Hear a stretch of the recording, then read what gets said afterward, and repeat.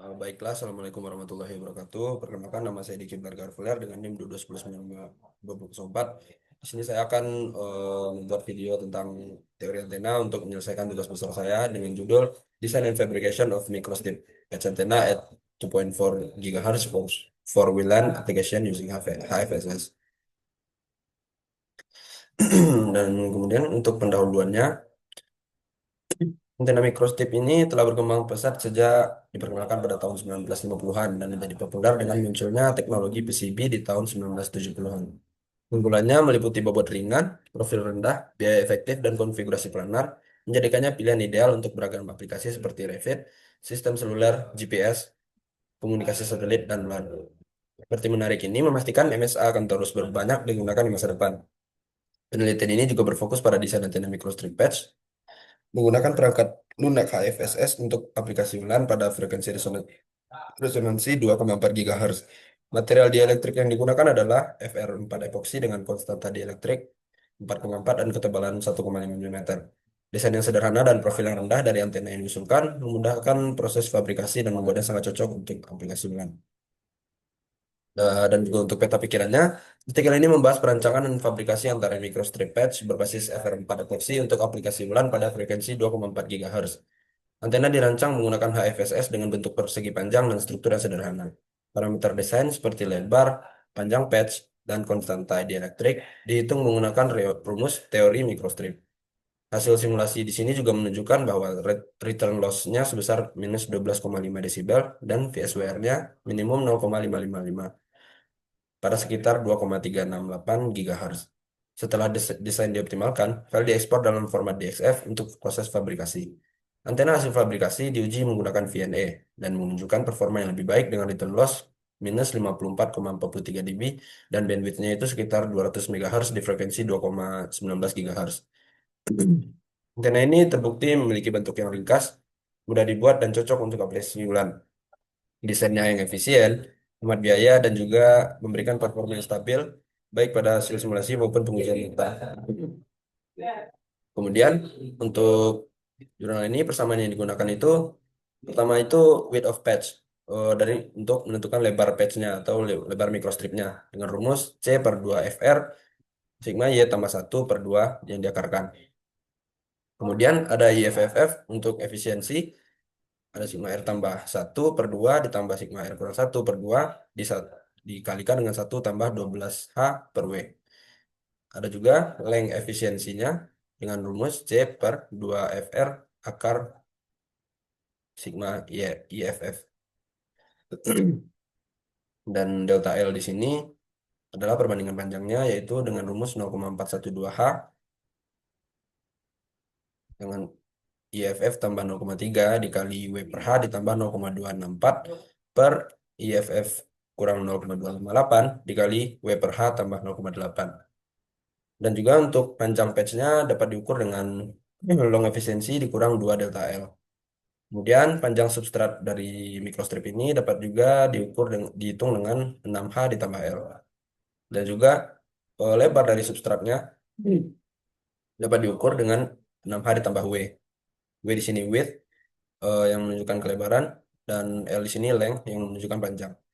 Semua persamaan ini digunakan untuk memprediksi resonansi frekuensi, lebar, ketebalan patch, dan konstanta dieelektrik. Dengan kelebaran rektangular MSA-nya digunakan rumus W sama dengan C per 2 FR eh, akar dari sigma R tambah 1 akar per 2.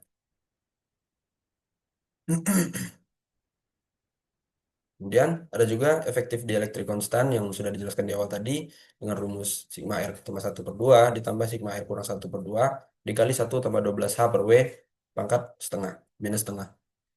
Dan juga length efektif length tadi yang dapat diukur dengan C per 2 FR akar sigma efektif. Dan juga ini perbedaan perbedaan panjang delta L ini adalah function untuk eh, konstanta dielektrik yang efektif dan juga perbandingan antara tebal dan ketinggian dengan rumus 0,412H sigma EFF tambah 0,3 dikali W per H ditambah 0,264 per sigma IFF kurang 0,258 dikali W per H tambah 0,8. Dan juga semua itu disubstitusikan dengan eh, setelah semua nilainya dimasukkan ke dalam rumus, didapatkan delta L-nya itu sebesar 0,6934 mm. Dan akhirnya panjang sebenarnya dari patch itu digunakan rumus L sama dengan efficiency of length dikurang 2 delta L. Dan di sini saya juga menggunakan perhitungan datanya, di mana dapat kita menghitung untuk koefisiensi refleksinya dan juga dengan VSWR-nya 1 ditambah R per 1 kurang R.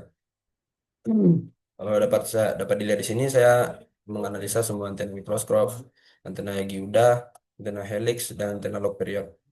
Juga perbedaan koefisiensi, refleksi, PSWR, dan return loss. Dan juga perhitungan dan review jurnal di sini, saya menggunakan eh, S11 parameter dan juga VSWR. Dapat dilihat dari grafik yang saya dapatkan di jurnal, dan sudah saya lakukan perhitungan juga, seperti gambar pada gambar tersebut. Kemudian untuk perancangan bentuk antenanya seperti ini dengan patch yang lebih lebih lebar dan juga stripnya itu di atas patch dengan ketebalan sebesar 40 mm pada software HFSS. Setelah didapatkan desain tadi, dapat kita lihat dari hasil grafik dari S11 parameternya dan juga VSWR-nya, di mana ada cekungan, ada curve-nya pada frekuensi 200 kira-kira 230. Setelah semua desain tersebut difinalisasi, kita akan mendapatkan produk finalnya berupa fabricated MSA-nya atau microstrip antenanya. Dan juga setelah dilakukan itu pabrikasi, kita akan melakukan tes ulang pada vector network analyzer eh, dan didapatkan juga Smith chart-nya, return loss dengan S11 parameter dan juga VSWR. Dan juga setelah dari antena yang sudah kita fabrikasi tadi, kita akan melakukan tes radiasinya dan didapatkan radiation pattern-nya seperti gambar di atas, di mana di bagian atas menunjukkan warna merah dan di bagian bawah warna hijau, dengan sesuai dengan parameter yang sudah ada di sini. Kesimpulan dari percobaan tugas besar ini eh, menyatakan bahwa antena microstrip patch yang dirancang untuk frekuensi 2,4 GHz berhasil memenuhi spesifikasi teknis untuk aplikasi WLAN. Dengan menggunakan substrat FR4 epoxy dan metode simulasi melalui HFSS, antena menunjukkan performa yang baik dengan nilai return loss dan VSWR yang sesuai standar komunikasi nirkabel.